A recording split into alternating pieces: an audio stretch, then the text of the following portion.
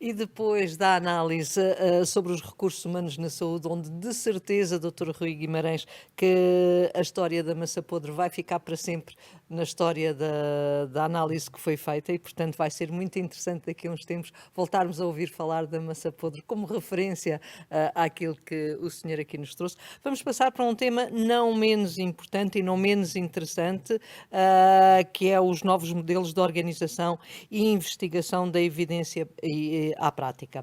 E aqui vamos juntar médicos, administradores hospitalares, investigadores e cientistas e ver o que é que isto dá.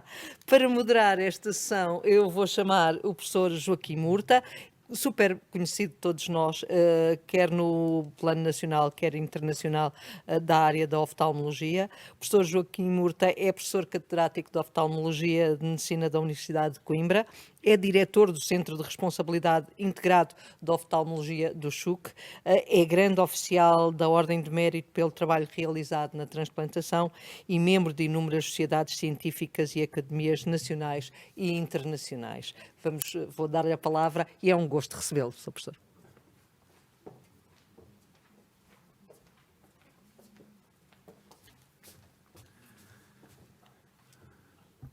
Muito boas tardes. Eu, antes de mais, é um prazer e um gosto estar nesta reunião. Agradecer muito o convite que me foi formulado pelo professor Carlos Pereira Alves e a doutora Ana Escobar em relação a esta reunião e moderar um tema que é para mim e para a maioria das pessoas, certamente, que nos estão a ouvir, particularmente querido, que são os novos modelos de organização e investigação da evidência apática. Vamos ter entre nós três palestrantes, como foi dito, administradores, investigadores e pessoas ligadas aos ensaios clínicos e todo esse desenvolvimento. Portanto, é heterogéneo, evidentemente, a intervenção dos palestrantes nesta quinta mesa desta reunião. Eu começava por apresentar, e talvez seja melhor, portanto, apresentar antes de cada palestra os nossos palestrantes. O Dr. Carlos Santos. O Dr. Carlos Santos, para mim, é uma pessoa com quem eu lido, não é todos os dias, mas é quase todos os dias, porque é o presidente do meu Conselho de Administração e, portanto, temos uma relação particularmente chegada e é um homem que tem dado uma grande propulsão e uma grande dinâmica e da relação em relação à investigação, em relação à parte assistencial, a ligação com a Universidade e com a Faculdade de Medicina e não só. E, portanto, o Dr. Carlos Santos é licenciado em Direito pela Faculdade de Direito da Universidade de Coimbra, administrador hospitalar pela Escola Nacional de Saúde Pública, foi presidente do Conselho de Administração do Instituto Português de Oncologia e, como disse, é presidente do Conselho de Administração do Centro Hospitalar da Universidade de Coimbra, é um dos 4 elementos do Centro Clínico Académico de Coimbra e vamos falar sobre estratégia para a investigação, inovação e desenvolvimento no Centro Hospitalar e Universidade de Coimbra, principais desafios. Eu pedi então ao Dr. Carlos Santos para tomar a palavra. Muito obrigado.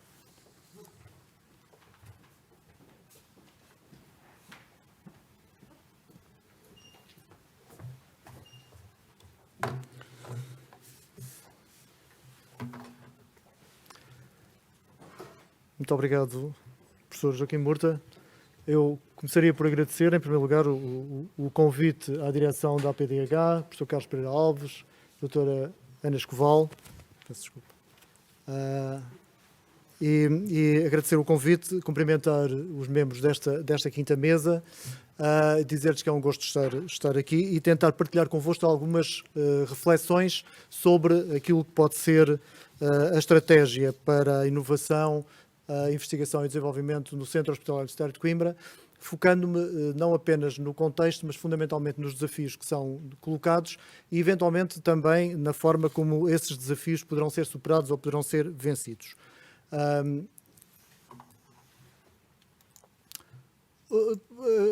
A apresentação está estruturada em 4 tópicos. Procurarei fazer muito rapidamente uma caracterização deste ecossistema de saúde em Coimbra, um ecossistema riquíssimo, como poderemos ver, ainda que sucintamente, abordar a importância e o papel do Centro Académico Clínico como motor da promoção da investigação e do desenvolvimento, ter aqui alguma abordagem do papel da Unidade de Inovação e Desenvolvimento do SHUC como pilar do SHUC, do Centro Hospitalar Universitário de Coimbra, no próprio Centro Académico Clínico, e falar ou abordar os principais desafios que se colocam neste momento à investigação clínica e como é que poderemos eventualmente ultrapassar as principais dificuldades. Neste ecossistema, o Centro Hospitalar Universitário de Coimbra é um dos pilares deste ecossistema de Coimbra. É uma unidade hospitalar do Grupo E, é a única unidade hospitalar do Grupo E na região centro, o que coloca a região centro e este centro hospitalar dificuldades acrescidas. Desde logo não é possível ter sinergias como tem na região norte ou na região de Lisboa e Val do Tejo entre outras unidades hospitalares, desde logo a possibilidade de ter urgências metropolitanas, partilhar recursos, ao nível dos projetos, ter uma rede mais forte e mais ancorada. O Centro Hospitalar Universitário de Coimbra, na região centro, é o único do Grupo E, o que coloca algumas dificuldades a este nível. Não obstante, é uma unidade hospitalar de referência, tem 18 centros de referência, 19º está em curso, o Centro de Referência de ECMO, está presente em 10 redes europeias de referenciação, da European Reference Network, que tem 24 redes em 25 países, o que significa que o SHUC é a unidade hospitalar presente em maior número de redes europeias de referenciação e integra uma aliança, a M8 Alliance of Academic Health Centers, que tem, enfim, unidades tão importantes como o Sapienza, como o John Hopkins, como o Charité, enfim, com um enorme potencial na criação de redes de investigação, de partilha de conhecimentos e de apoio não apenas à investigação, mas também à prestação de cuidados de saúde. Trata-se efetivamente de uma unidade hospitalar com enorme peso neste ecossistema de saúde de Coimbra.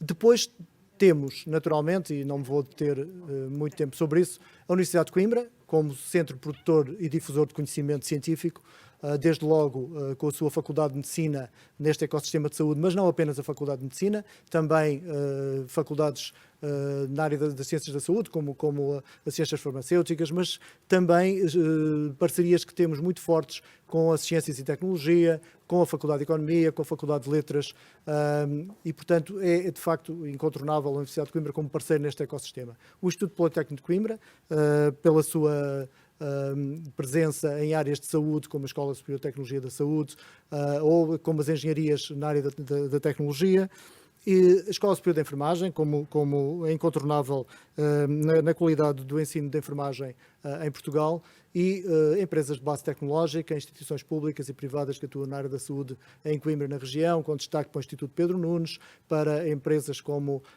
Blue Pharma, como Plural, como Biocante, Centros de Transferência de Tecnologia. Tudo isto faz parte deste ecossistema onde nós nos situamos. O Centro Académico Clínico é, de facto, um dos principais motores de produção e difusão de conhecimento num consórcio entre o Centro Hospitalar Universitário de Coimbra e a Universidade de Coimbra, e tem como principal missão exatamente criar de forma integrada e sinérgica estas condições de investigação e de ensino por forma a promover a investigação, o ensino e também a melhoria da qualidade da prestação dos cuidados. A Unidade de Inovação e Desenvolvimento, não me vou deter muito sobre ela, mas é importante falar aqui de alguns tópicos que a caracterizam, porque efetivamente é, como disse, o pilar do SHUC no Centro Académico Clínico.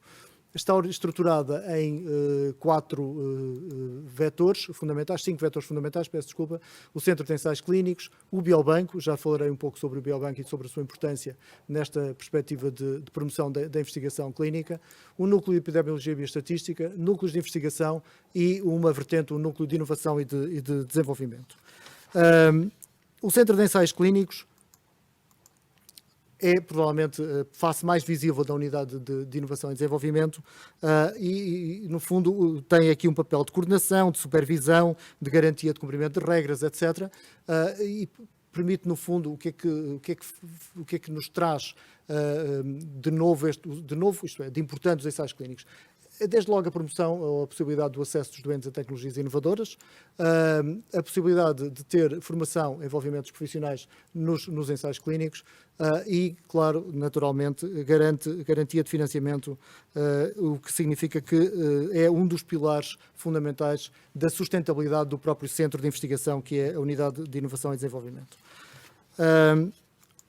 O desafio com que nos confrontamos é o de aumentar a atratividade dos ensaios clínicos e tem como objetivo, na estratégia do SHUC, aumentar em 20% o número de ensaios no próximo ano, particularmente em áreas de oftalmologia, oncologia e pediatria. O biobanco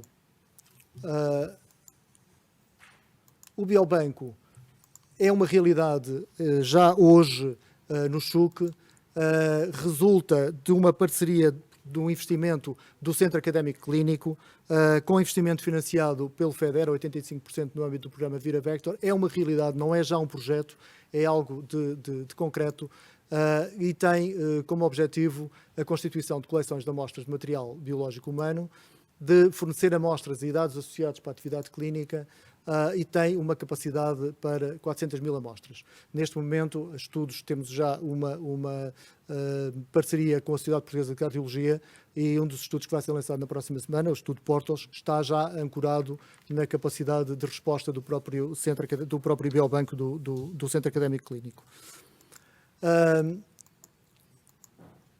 O núcleo de epidemiologia e bioestatística tem, enfim, os objetivos que são típicos destes núcleos: apoiar o desenho metodológico dos projetos, análise e apoio à decisão clínica, mas não apenas à decisão clínica, dinamizar o registro de patologias, registro oncológico nacional e de outras patologias, investigação translacional, alinhamento com a estratégia de promoção do Centro Académico Clínico e identificação de parceiros nacionais e internacionais de referência. O SHUC é com frequência solicitado como parceiro em projetos de financiamento competitivo por parceiros nacionais e internacionais e, portanto, este núcleo tem também esta capacidade e este objetivo, esta ambição de participar nesta seleção. A inovação, o núcleo de inovação articula-se fundamentalmente com as redes europeias de estímulo à investigação, sejam nacionais, como o PTCRIN, o Health Cluster ou europeias, e tem como objetivo exatamente promover e gerir projetos de inovação integrados em redes nacionais, com destaque aqui para o EIT Health e para o H2020. Neste momento temos 21 projetos ativos, no final do ano de 2020 tínhamos 28, 7 estão já concluídos. O acesso a novas tecnologias é um dos objetivos desta área de inovação, naturalmente. Áreas com maior expressão, doenças neurológicas, cardiovasculares, endócrinas, visão, anestesiologia, são alguns dos projetos em concreto que estão em curso. Núcleos de investigação procuram identificar linhas de investigação, não me vou deter muito sobre isto, naturalmente, fazer um inventário dos recursos de investigação, estabelecer parcerias, estimular a publicação, promover a translação.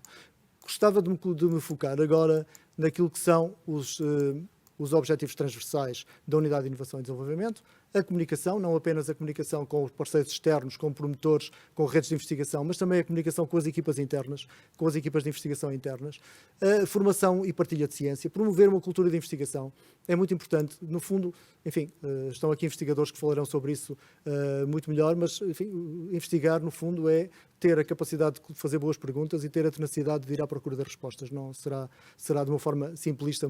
Esta é aquilo que podemos considerar uma cultura de investigação que é promovida por esta unidade. A promoção da investigação, concursos internos para projetos com prémios financeiros, apoio à formação interna, congressos anuais, workshops, faz parte também dos objetivos transversais da Unidade de Inovação e Desenvolvimento na sua estratégia para o próximo ano.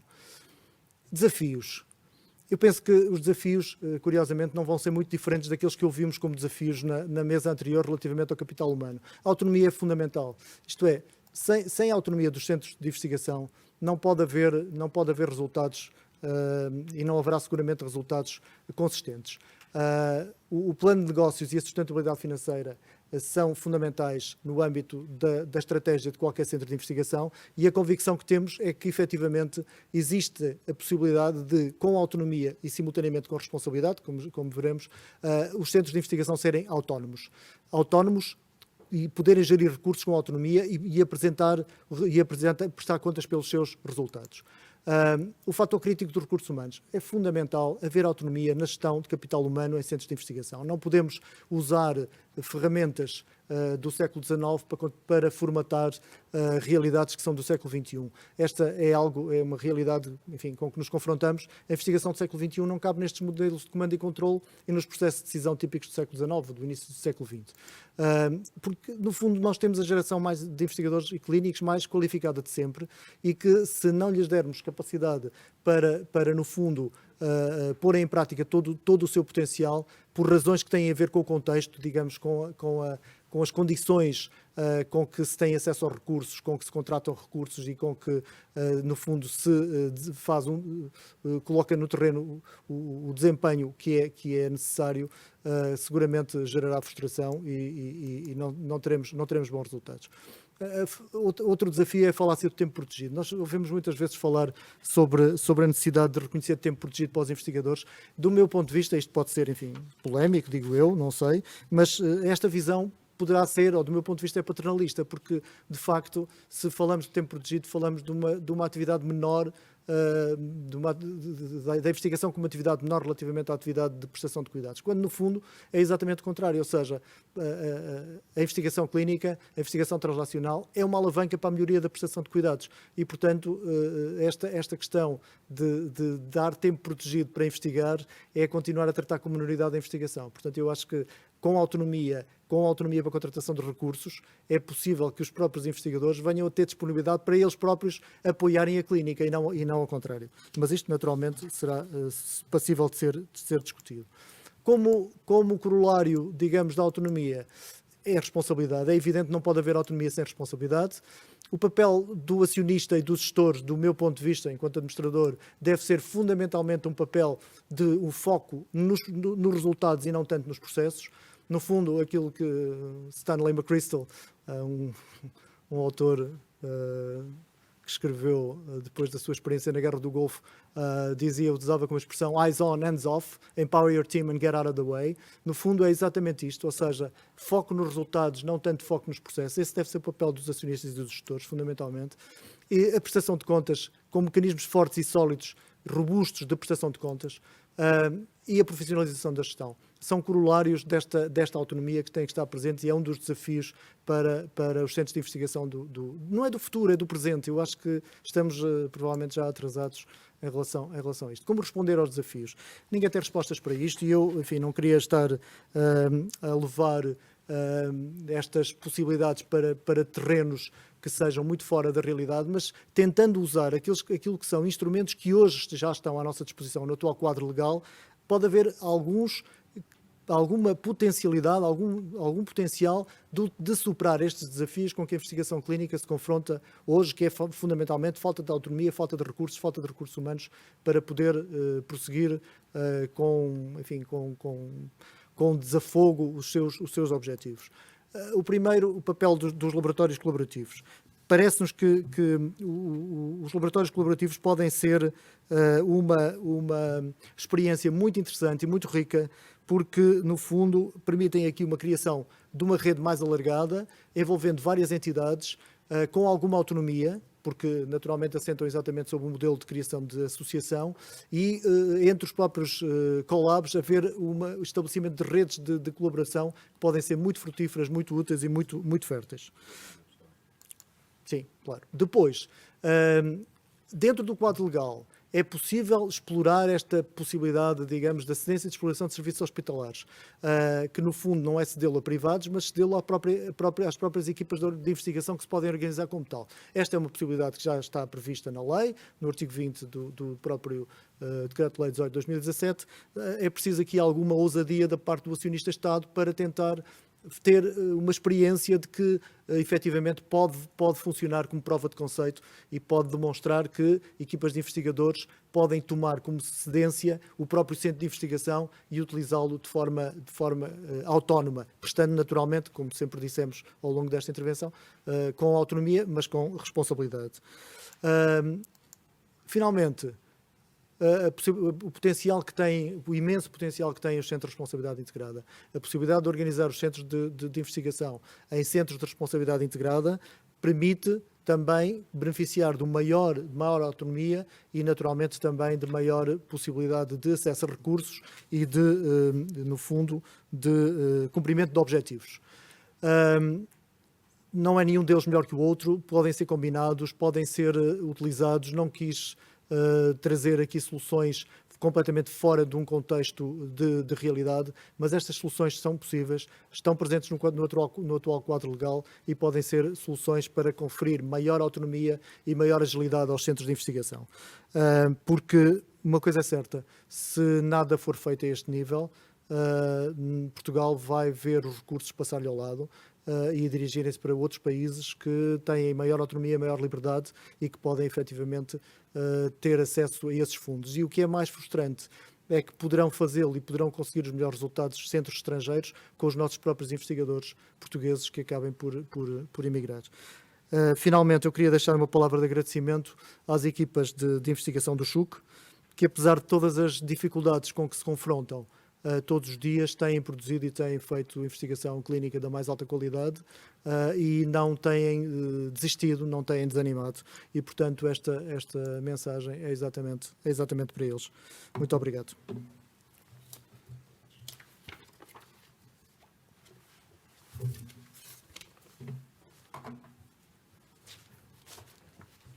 Dr. Carlos Santos, muito obrigado. Eu acho que devemos fazer depois a discussão ou algumas perguntas no final. Eu chamava agora a professora Maria do Carmo Fonseca, que é professora catedrática da Faculdade de Medicina da Universidade de Lisboa, presidente do Instituto de Medicina Molecular, João Lomba Antunes, que nos vai falar de um tema muito atual, que é sobre lições aprendidas com as vacinas de mRNA. É member elect da European Molecular Biology Organization, professora convidada da Harvard Medical School. Em 2020 foi eleita presidente da RNA Society e a sua investigação foca-se nos genes, nas moléculas da RNA e pretende contribuir para o desenvolvimento de novas estratégias de diagnóstico e tratamento, que nesta fase em que vivemos é particularmente aguda. Muito obrigado, é um prazer muito grande tê-la aqui. Muito obrigado, Sr. Professor. Muito obrigado. Foi com uma enorme alegria que eu recebi o convite ou o desafio do Presidente e da direção da APDH para vir aqui hoje falar sobre o desenvolvimento das vacinas de mRNA. E isto é um tema particularmente grato para mim, porque, como já ouviram, eu sou investigadora e o meu tema de investigação é exatamente o RNA e o papel do RNA nas células humanas. Eu trouxe estas fotografias que, quanto a mim, são as fotografias que apresentam as heroínas e os heróis desta luta que levou ao desenvolvimento da vacina do mRNA para o SARS-CoV-2. E claramente que a primeira grande heroína é esta senhora chamada Katalin Karikó. Ela formou-se em bioquímica na Hungria, sempre teve o sonho de fazer investigação, mas foi obrigada a migrar para os Estados Unidos porque não tinha condições para prosseguir uma carreira de investigação no seu país natal. E nos Estados Unidos passou por várias instituições, teve bastante tempo na Universidade da Pensilvânia e foi lá que ela conseguiu resolver o problema a que se dedicou durante toda a sua vida científica. E a questão que a Katalin colocava era: porque é que eu não posso utilizar moléculas de mRNA para levar informação genética para dentro das células e modificar o comportamento das células com essa informação? Porque nós sabemos que dentro das células a informação genética é transportada pelo mRNA, mas havia um problema que naquela altura, estamos a falar dos anos 90, que os cientistas não se tinham apercebido, é que as moléculas de mRNA dentro das nossas células recebem algumas modificações químicas que os tornam mais estáveis e mais capazes de funcionar. E quando se faziam moléculas de mRNA no laboratório in vitro, essas moléculas, porque não tinham as mesmas modificações, quando eram introduzidas dentro das células, rapidamente eram degradadas e não tinham qualquer efeito. E foi exatamente a perceber-se dessas modificações e ser capaz agora de modificar um RNA in vitro, um mRNA no laboratório, que o tornasse capaz de levar informação genética, que foi a chave de toda esta história que agora se mostrou ser uma história de sucesso. Foi em 2008 que a Kathleen publicou esta sua descoberta tecnológica, que era uma descoberta química, de modificação química das moléculas. E só esta descoberta não deu muito nas vistas. As pessoas continuavam céticas se o mRNA seria alguma vez utilizável em termos de terapia. Mas a Kathleen insistiu, persistiu e, anos mais tarde, ela esteve envolvida num primeiro trabalho que mostrou que era possível desenvolver vacinas de mRNA contra um vírus emergente. Se calhar já não nos lembramos, mas em 2016, 2017, surgiu um vírus chamado Zika, que começou a preocupar, começou a alastrar-se em vários países, começou a preocupar, mas entretanto desapareceu, como muitos vírus emergentes, desapareceu provavelmente por imunidade de grupo. De qualquer maneira, na fase em que ele estava emergente e não se sabia se ia transformar numa pandemia grave ou não, houve cientistas, entre as quais a Kathleen, que começaram logo a aplicar esta ideia da vacina de mRNA para tratar uma doença infecciosa, uma infecção viral. O paper foi publicado em 2017, começou a ser colocado o princípio começou a ser colocado em ensaios clínicos, a vacina, mas acabou por nunca chegar a ser comercializado, pura e simplesmente porque o vírus Zika desapareceu de circulação.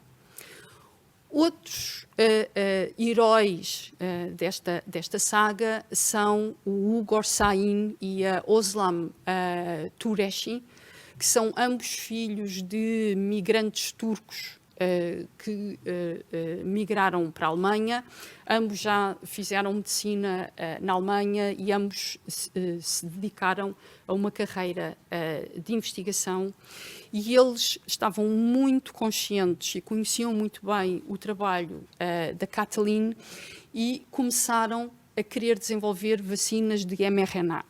E nesta altura em que eles estavam a começar a trabalhar, eles não conseguiam convencer nenhuma agência financiadora a investir numa vacina para uma doença infecciosa, uma vacina baseada numa tecnologia diferente, e a razão era simples, é que as tecnologias existentes para fazer vacinas funcionavam muito bem. Porquê ir agora investir numa mudança de tecnologia?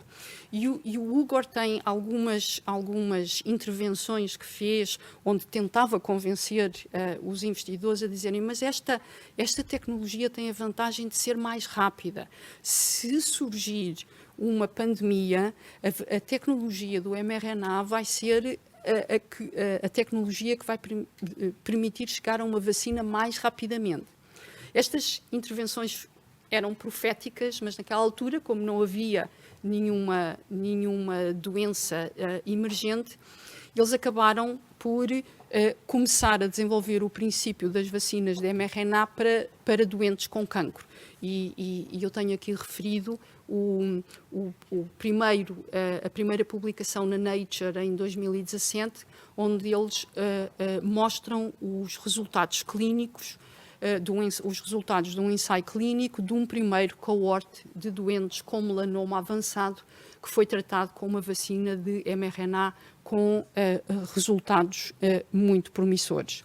O resto da história todos sabemos, e o segundo paper que eu ali menciono, que foi publicado no New England Journal of Medicine, é o paper onde são reportados os resultados do grande ensaio clínico de fase 3 com a vacina da BioNTech, do Ugor e da Oslam, em parceria com a Pfizer, e que depois resultou na aprovação da vacina e a sua disseminação por todo o mundo. A outra heroína que eu não quero deixar de mencionar chama-se Kizzmekia Corbett, é uma afro-americana e é nem mais nem menos do que a cientista responsável, a líder da equipa de vacinas do National Institute of Health, que ficou encarregue de dedicar-se ao desenvolvimento da vacina para o SARS-CoV-2. E aquele paper em que tem a Kizzmekia como primeira autora, publicado na Nature em 2020, foi o paper pré-clínico que permitiu lançar os primeiros ensaios daquilo que viria a ser a vacina da Moderna, e também o paper que mostrou, ainda em modelos animais, que esta tecnologia funcionava, e funcionava tão bem que foi a base de convencer o governo dos Estados Unidos a fazer um enorme investimento na tecnologia da Moderna, enquanto que a Pfizer estava já a seguir com uma tecnologia semelhante, mas paralela. Portanto, uma longa história de investigação sobre modificação química do mRNA e também uma longa história prévia de investigação sobre os vírus, os vários tipos de vírus, e estar sempre muito atento a que tipo de vírus emergentes, porque estão sempre a emergir novos vírus. Nós normalmente não falamos deles porque não nos trazem problemas, mas a verdade é que estão todos os anos a aparecer novos vírus, e é preciso que a comunidade científica que se dedica ao estudo dos vírus esteja sempre muito atenta para perceber quais é que se poderão tornar um problema. E no caso do SARS-CoV-2 é importante nós termos em mente que ele é o terceiro de um grupo de coronavírus que, ao longo dos últimos 20 anos, se mostrou capaz de provocar doença humana. E os coronavírus já se sabia há muito tempo que podiam ser uma causa de uma pandemia em qualquer momento. Isto é um pouco como os terremotos. Nós sabemos que em qualquer momento Portugal pode ter outro grande terremoto. Não queremos pensar nisso todos os dias, mas o que é facto é que estas previsões existem e é importante nós não as ignorarmos completamente. Porque já havia este alerta sobre os coronavírus desde 2013, que já tinham sido feitos inúmeros estudos sobre as proteínas do invólucro deste vírus, e já se tinha identificado que a proteína spike é realmente a proteína-chave em termos de imunogenicidade, porque é a proteína que provoca o desenvolvimento de anticorpos neutralizadores, que são os anticorpos mais eficazes para travar a infecção. Portanto, já se sabia muito sobre as proteínas spike dos coronavírus, já se tinha entendido a estrutura ultramolecular desta proteína, mas há um outro aspecto importante, que é, mesmo sabendo qual é o nosso alvo, a proteína spike, quando surge um novo vírus, é preciso ter uma plataforma de produção em condições GMP, portanto em condições que possam chegar a pessoas, uma plataforma que permita produzir, que que permita industrializar a produção de uma proteína em pouco tempo. E aqui foi o primeiro fator que focou as atenções para estas plataformas do RNA mensageiro, porque, como eu já disse, nós já sabíamos fazer vacinas, quer administrando a proteína purificada, muitas vezes recombinante, quer administrando um vírus que transportava a informação genética da proteína sob a forma de DNA, que é o caso, que é a plataforma da vacina da AstraZeneca. Mas vejam como esta plataforma do mRNA permitiu avançar a uma velocidade absolutamente inédita na história do desenvolvimento de novos fármacos. Nós estamos habituados a ver as timelines de desenvolvimento de um novo fármaco, que é 1 ano, passado 2 anos aconteceu outra fase, passado mais uns anos aconteceu outra fase. Reparem que esta timeline passa-se toda em 2020. Começa no final de 2019, nos últimos dias de dezembro de 2019, quando surgem os primeiros relatos de um surto de um vírus respiratório na China. Em janeiro, no dia 10 de janeiro, os cientistas chineses, e muito crédito deve ser dado a estes cientistas, porque eles tomaram a iniciativa de imediatamente publicar para todo o mundo a sequência do vírus que tinham acabado de isolar. 10 de janeiro, a sequência torna-se pública. No dia 13 de janeiro, as equipas do National Institute, portanto a equipa da Kissmaker e as equipas da Moderna, desenham a primeira sequência de mRNA. No dia 14, que é o dia seguinte, começa a produção GMP. Fazem-se os primeiros testes em ratinhos durante o mês de fevereiro. E no dia 18 de fevereiro, a resposta imunogénica dos ratinhos foi tão forte que levou a toda a história subsequente que nós já conhecemos. Os ensaios clínicos de fase 3 são publicados em julho, no fim de julho, e a seguir a vacina é aprovada.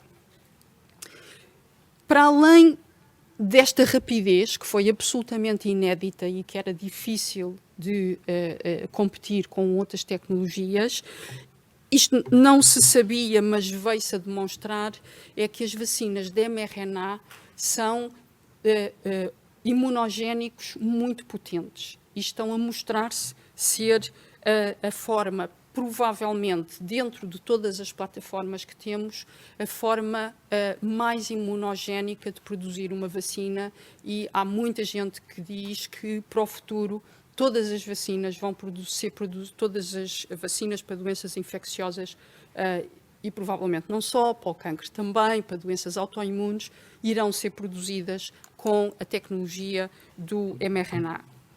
Para terminar, as lições aprendidas. Eu não posso cansar de salientar o valor da investigação fundamental. Sem investigação fundamental não há progresso no nosso conhecimento e não estamos preparados para lidar com uma emergência como acabamos todos de passar. Por outro lado, a importância do estudo e monitorização de vírus emergentes, porque eles são emergentes e nós temos que estar preparados. E, finalmente, a relação entre a academia e a indústria, porque se da academia se espera o avanço do conhecimento fundamental, sem indústria não é possível chegar a um medicamento que possa, de facto, em condições seguras, ser administrado aos nossos doentes. E com isto termino. Muito obrigada. Passamos, não é? Sr. Professora, muito obrigado. Vamos esperar que no final só 3 minutos para a gente falar de coisas que interessam de certeza às pessoas que nos estão a ouvir, quer em qualquer uma das palestras. E chamava agora a doutora Helena Gama, da Bial. A A doutora Helena Gama é médica, anestesiologista, há aqui um lobby de anestesistas, portanto, já o doutor Rui Guimarães é mestre em epidemiologia, é responsável pela farmacovigilância global da Bial, exerceu funções também de gestão em numerosos hospitais e iniciou a atividade na Bial como investigadora clínica e gestora de assuntos médicos e nomeada pelo European Qualified Person for Pharmacovigilance da Bial, assumiu ainda funções de responsável da investigação clínica e vai-nos falar um pouco, penso eu, em relação a ensaios clínicos, dificuldades em relação aos ensaios clínicos e há algumas maneiras de tentar contornar esta dificuldade que temos em Portugal da realização de ensaios clínicos. Muito obrigado, Sr. Doutor. Boa tarde, muito obrigada e antes de mais agradeço em nome da Bial também este convite para participar na conferência da APDH, que é uma honra. Queria falar então realmente dos novos desafios em termos de desenvolvimento clínico e do ponto de vista do promotor, os desafios que nós temos e nomeadamente no âmbito desta pandemia que estamos a atravessar e também novas abordagens que estão a ser identificadas em ensaios clínicos. Portanto, a Bial, como sabem, fica no norte de Portugal. A nossa sede tem uma área de investigação e desenvolvimento na zona da Trofa. Também temos, para além do campus Bial, na Trofa, temos uma unidade de investigação em Cambridge, nos Estados Unidos. Temos investigação e desenvolvimento desde 1993, na área essencialmente de neurociências e doenças cardiovasculares. O nosso investimento é de cerca de 5 milhões por ano em investigação e desenvolvimento, dos quais pelo menos metade são na área do desenvolvimento clínico. Com isso, levou-nos à aprovação do primeiro medicamento de desenvolvimento totalmente português, o Zebinix, o acetato de eslicarbazepina, que foi aprovado pela primeira vez em todos os países europeus em 2009 e já está aprovado nos Estados Unidos, Coreia do Sul e diversos outros países. Também o outro medicamento, mais recentemente, o antiparkinsoniano, o Opicapone, já está aprovado em 41 países desde 2016, que foi aprovado após desenvolvimento de Bial. Temos um pipeline com diversas moléculas, algumas das quais em desenvolvimento clínico.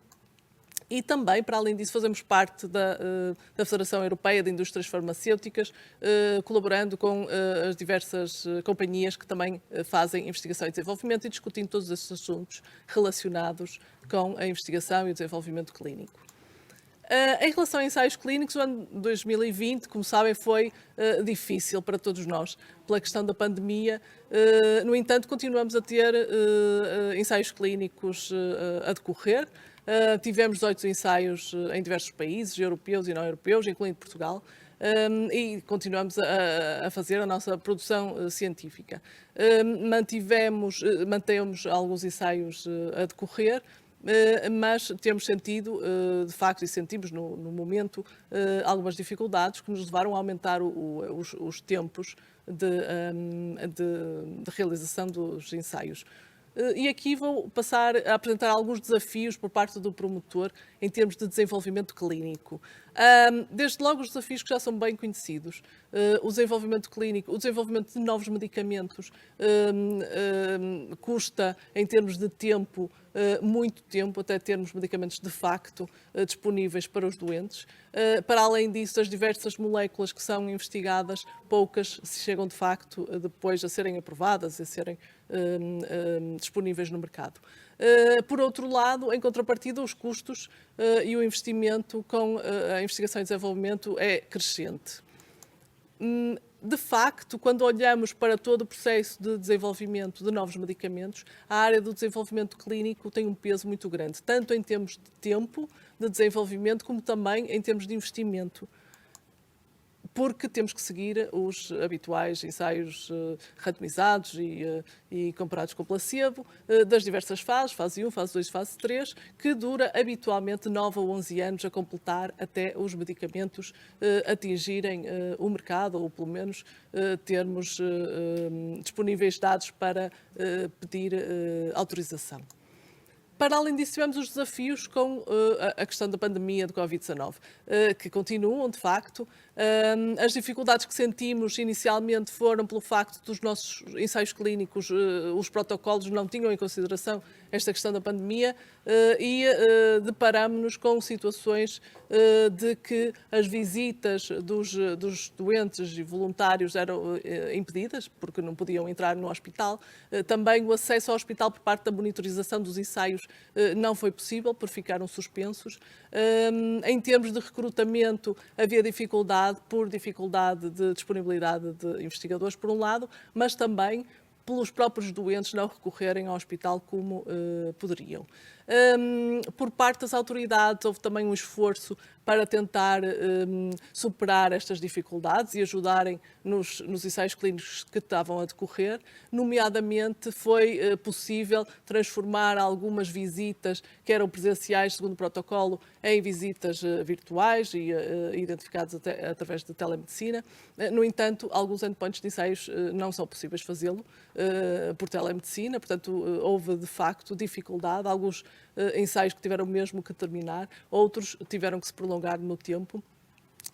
E tivemos também, para além disso, alguns atrasos em aprovação, continuamos a ter, sobretudo referente a equipes das áreas regulamentares ou comissões de éticas que não estão completas, e também a própria reestruturação das equipes de hospitalares, com necessidade de alocação de mais profissionais de saúde às áreas Covid e, portanto, menos disponibilidade para seguir ensaios clínicos. No entanto, estas dificuldades também foram, em contrapartida, surgiram novas oportunidades também identificadas neste período.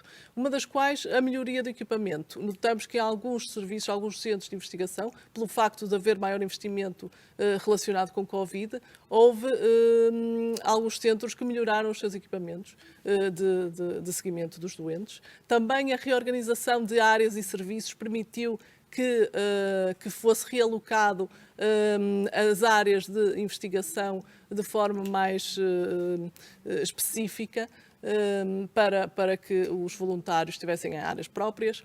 E também, sobretudo, a grande consciência por parte dos profissionais de saúde, mas também da população em geral, para a importância da investigação e desenvolvimento, por um lado, e a maior consciência também da necessidade de rapidez no acesso aos medicamentos. Este é um conjunto de indicações que foram publicadas pelas diversas empresas farmacêuticas em setembro de 2020, tornaram público este compromisso perante a população em geral de que as empresas que estavam a investigar vacinas para o tratamento da pandemia Covid iriam apenas propor para autorização após terem dados de eficácia e segurança apropriados em ensaios de fase 3. Isso, de facto, aconteceu, e aqui pego novamente nas palavras da excelente apresentação da professora Maria do Carmo, porque foi realmente, em termos de investigação e de desenvolvimento clínico, extraordinário, porque aconteceu num período de tempo muito pequeno.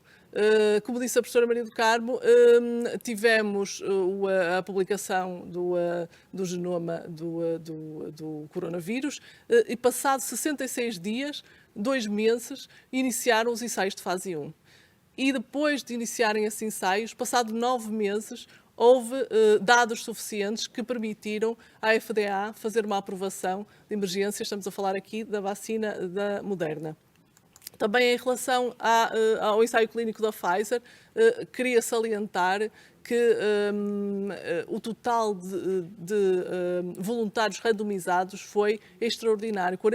Mais de 42 mil voluntários conseguiram ser randomizados em muito poucos meses. Para além disso, como também referiu a professora Maria do Carmo, houve uma parceria muito interessante entre a Pfizer, que no caso do ensaio clínico foi responsável pelo desenho e pela condução do ensaio, e por outro lado a BioNTech, que era de facto o promotor do ensaio e responsável pelo fabrico do produto investigacional. Isto levou-nos a repensar nas abordagens dos ensaios clínicos, porque perante estas alterações extraordinárias, não pensamos que vai haver uma redefinição da forma como olhamos para o desenvolvimento clínico nos próximos tempos. Desde logo, os ensaios virtuais, ou seja, algumas visitas que anteriormente seriam visitas apenas presenciais, vão passar a ser visitas por consulta médica remota e limitar essas visitas ao centro. Isso permite, para além do mais, a possibilidade de recrutar em áreas mais abrangentes, uma vez que os voluntários não necessitam de se deslocar tantas vezes ao centro de investigação. Claro que isso pressupõe necessidades de suporte por parte das instituições, nomeadamente plataformas tecnológicas, a logística também, que deve haver no caso de transporte e entrega de medicação apropriadamente, e dispositivos que permitam recolher informação de saúde dos voluntários.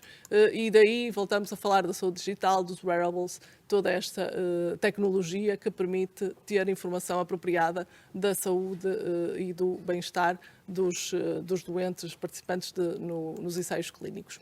Por outro lado, os dados da vida real, ou seja, os dados que nós temos em registros, vão ser cada vez mais utilizados e utilizados para gerar evidência. E isso aconteceu, no caso, mais uma vez, da aprovação das vacinas, pelo facto de que as vacinas foram aprovadas antes de finalizar o ensaio de fase 3, com os dados existentes à altura, mas em contrapartida foi necessário e tem sido necessário fazer uma monitorização muito intensiva do uso do medicamento no mercado. Toda esta informação vai ser cada vez mais importante para a aprovação de medicamentos no futuro. E também a questão da própria gestão do desenvolvimento clínico. Se virmos, mais uma vez falando das vacinas Covid, as fases dos ensaios clínicos sobrepuseram-se umas às outras. Isso foi possível e permitiu encurtar muito o tempo de desenvolvimento total dos medicamentos. Desta forma, queria dar-vos uma mensagem positiva, mas de necessidade de novos métodos de trabalho, agilizar os processos, flexibilidade em termos regulamentares, como aconteceu aqui, e isto é um bom exemplo do que pode suceder. Devo-vos dizer que há muito que tentamos reduzir este processo de desenvolvimento clínico. Com esta situação da pandemia, embora, claro, a situação não é o mais agradável, mas as oportunidades que podem vir daí são grandes, nomeadamente o facto de identificarmos que é possível fazê-lo, é possível encurtar o desenvolvimento para permitir que mais rapidamente os doentes tenham acesso às terapias. Os desenhos adaptativos, ou seja, neste caso, por exemplo, o ensaio de fase 3 permitiu que houvesse dados suficientes para fazer uma análise antes do próprio ensaio terminar. A estratégia da integração de dados da vida real para a evidência científica, as parcerias institucionais, como vimos, a Pfizer, a BioNTech, parcerias na academia, mesmo as próprias autoridades regulamentares em parceria no desenvolvimento clínico, com as companhias farmacêuticas também e as áreas de investigação, e com isso também a maior necessidade de novas competências e novas capacidades para trabalhar em todas estas novas metodologias. Desde logo, data scientists, que têm sido recrutados tanto pelas autoridades regulamentares como pelas áreas de investigação e desenvolvimento. Os dados recolhidos e tratados vão ser de extrema importância para o futuro dos medicamentos. Os investigadores e clínicos e os decisores com capacidade apropriada para trabalhar nesta metodologia de dados. Muito obrigada.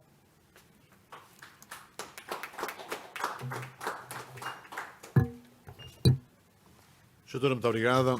Restam-nos 5 minutos. Eu vou só fazer uma pequena súmula em relação ao que foi apresentado e abrir a possibilidade de fazer perguntas de quem nos está a ouvir. Eu queria fazer em relação à súmula, porque foram áreas completamente diferentes, completamente de acordo com o Dr. Carlos Santos em relação à autonomia das unidades de investigação. Nós estamos a esbanjar recursos humanos de grande potencial para o estrangeiro, em que estamos a formá-los e eles vão para fora precisamente porque não temos capacidade de contratualização de ninguém e, portanto, tem de haver uma revisão total em relação a isso. Realçar um aspecto que eu acho muito importante, que nos hospitais diferenciados em que a investigação, ou mais diferenciados, não é mais importantes ou menos importantes, mas é importante criar redes de referenciação em Portugal, que não existem. E, portanto, não podem estar os hospitais a fazer todos a mesma coisa, ou todos querem fazer tudo, portanto, e tem de haver redes de referenciação em relação a isso. E, portanto, eu estou completamente de acordo e estamos em uníssono em termos do Centro Clínico Académico, pertencemos ao mesmo Centro Clínico Académico. Depois ouvimos duas palestras, duas brilhantes também comunicações, mas de realidades completamente diferentes. Uma em que a aprovação, ou portanto, mas duas realidades diferentes e em realidades também diferentes. Portanto, uma em termos de vida ou de morte, que era o caso das vacinas, e outra em relação aos medicamentos, portanto, em termos da longevidade em que é necessário para a criação dos medicamentos. Portanto, efetivamente, uma que foi em 2 anos, 1 ano e tal, que efetivamente a vacina apareceu.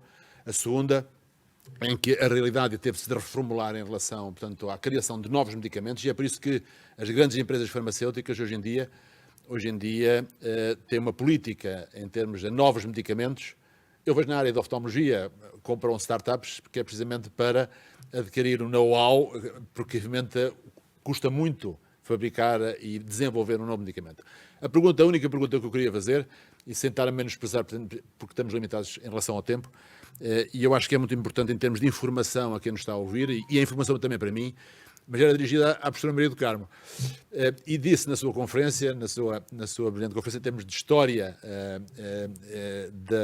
destas vacinas, que as vacinas esta vacina é muito imunogénica. Sendo muito imunogénica e debatendo-se hoje em dia a vacinação em crianças, sendo muito imunogénica, qual é a importância que isso poderá ter em relação à criança? Será que devemos ver a prevenção em relação à difusão da doença, protegendo os mais velhos e deixando os mais novos quietinhos, precisamente porque é muito imunogénico e pode levar a uma alteração em termos dos padrões de imunidade? Ou será, evidentemente, podemos fazer esse tipo de vacinação em crianças sem lhe criar problemas, porque tem uma longevidade de mais de 80 anos? É essa a pergunta, porque é uma situação que muita discussão, muito pouca gente sabe do assunto tão bem quanto a sua professora, portanto, e talvez fosse importante dar esta mensagem nesta fase, em que esta fase é particularmente, isto discute-se particularmente. Muito obrigado. Eu primeiro tenho que fazer uma declaração, é de que eu não sou a pessoa certa para responder à pergunta. Porque... Mas é mais certa do que eu, certeza.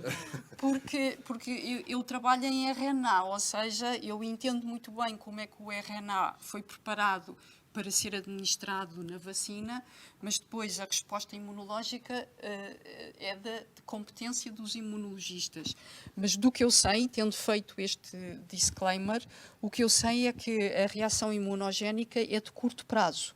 Portanto, as reações vão aparecer naquele momento, vão desencadear a formação de anticorpos e de células de memória que ficam durante mais tempo, mas são sempre reações transitórias. E obviamente, estão a ser feitos grandes ensaios de fase 3 de segurança, também em crianças, e só será...